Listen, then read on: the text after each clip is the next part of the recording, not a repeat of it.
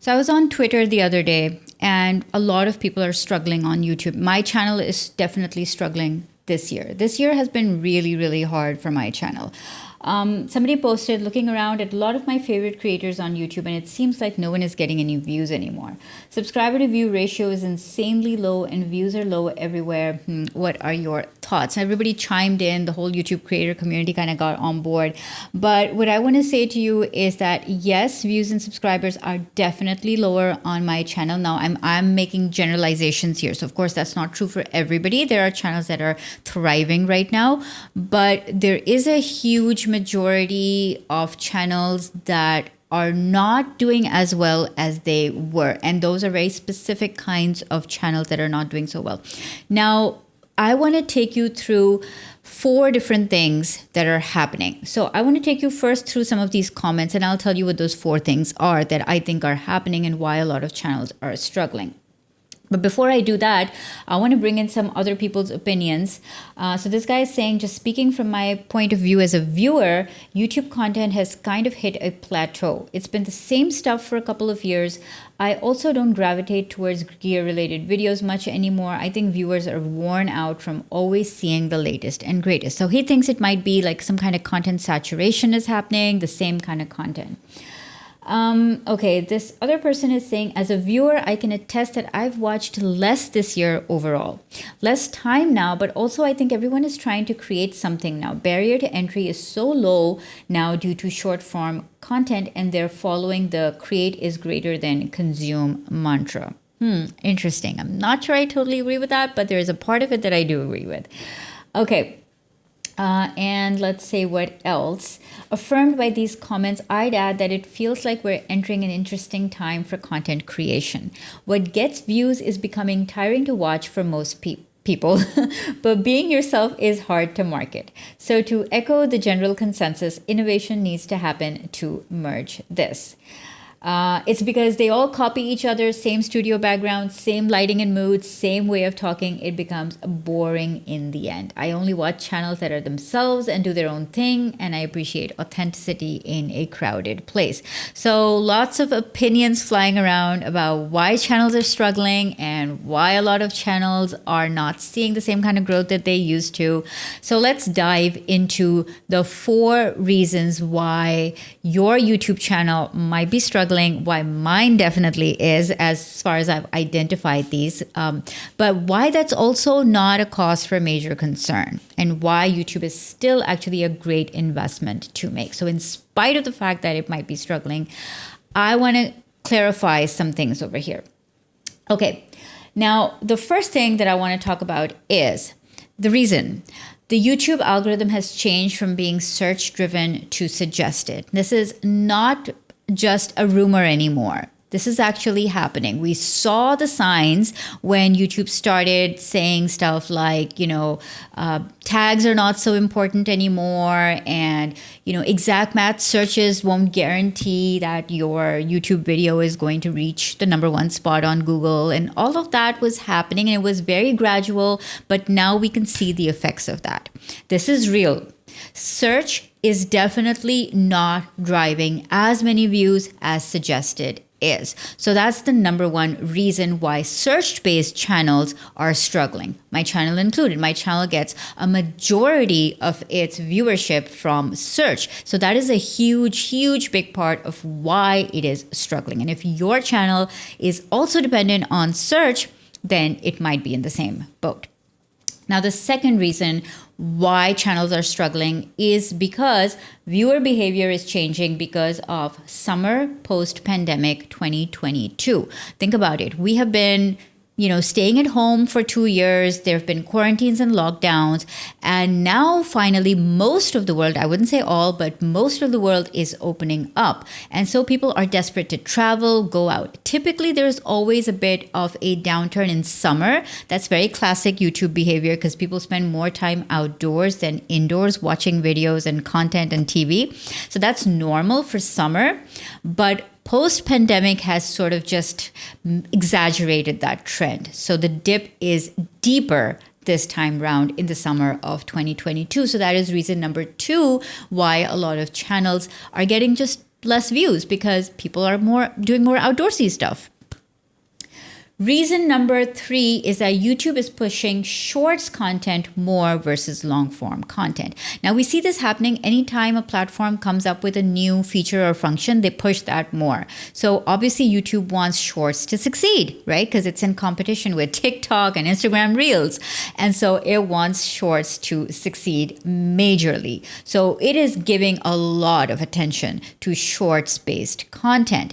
And so naturally, the shift is that if you are prioritizing short form content, then something's going to suffer. And that thing is right now extremely long form content. Unless you have a very loyal user base, extremely long form content, like over 20 minutes, is going to be less of a priority for YouTube at this point, even though you may be getting a lot of viewer retention on that, but the focus of the platform is on shorts.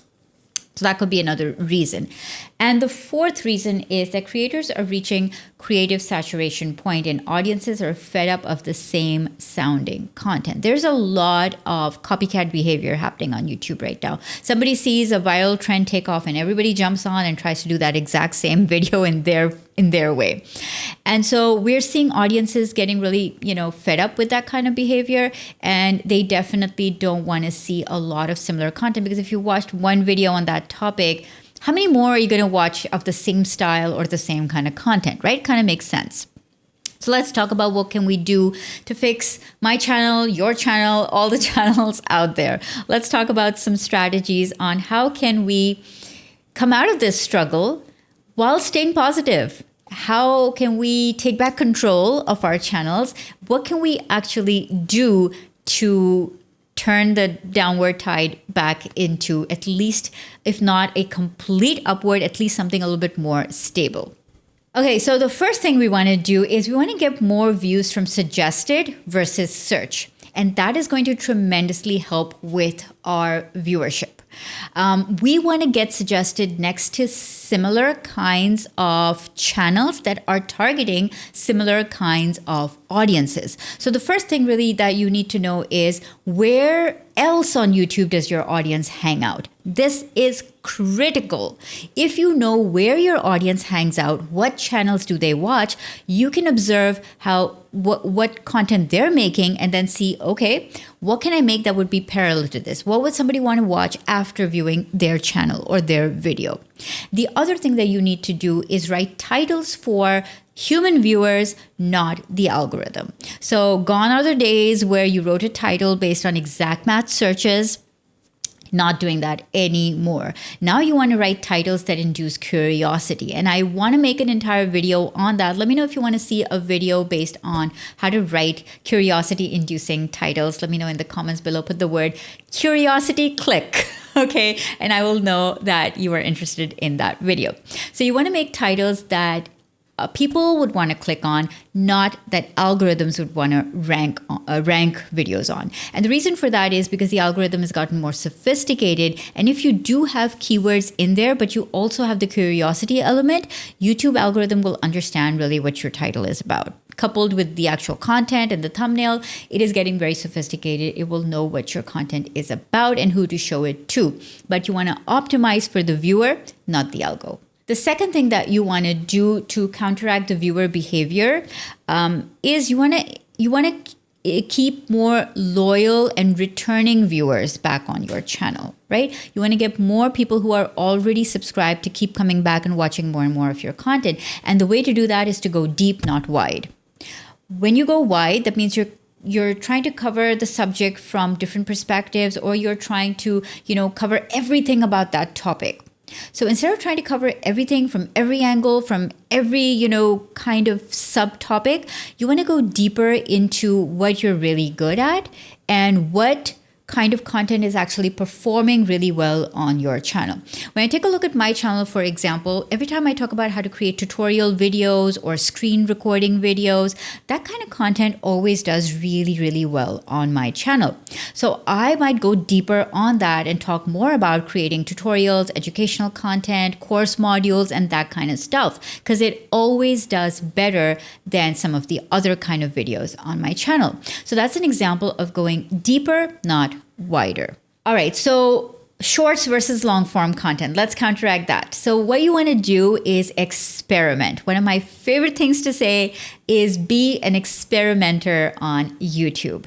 Now, there is a whole debate. Should you do shorts or should you not do shorts? Half of the YouTube experts are saying you should not do shorts. That's going to sabotage your channel. The other half of experts are saying that you definitely should. I always take the perspective that you should experiment. You don't know 100% what's going to work or not work. And so that's what I'm doing on my channel, right? Some shorts are getting a couple of 100 views. Some are getting almost 1,000 views, but they're all different styles and formats. So that's what I would suggest for you to do as well. If YouTube is pushing out shorts, think about how can you create a shorter version, or what can you offer in a 60-second or even a 15-second format that would fit the shorts platform, that would still meet the needs of your audience, would still bring in new viewers, still engage your existing audience, but how can you get more creative with it? So it's kind of like a challenge to you, or to all of us creators. How can we get more creative in a shorter time frame? What can we create that would still add value, still be on brand, but also fall in line with the fact that shorts are just more popular right now for driving views? So my suggestion would be to experiment with different styles and formats. And the fourth thing is, if you feel that audiences are kind of getting bored with the same kind of content, then what you want to do is share more of you. So if people are feeling that it's all the same, the fix for that is be different. How can you be different? You got to be more you. That's how you can be more different. More you, more of your personal stories, more of your experiencing, more of how the topic affects you, more of your ideas, your opinions, more of what happened to you, more of your experiences. You can still make educational videos, but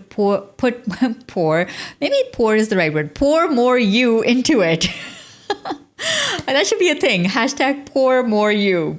I really think that personality is the way to go, right? If you have like the two of the same videos, people will watch the video with more personality over the dry, humorless content, right? So anytime you're thinking about, oh, do I need to be like professional, serious, or can I just have fun with it?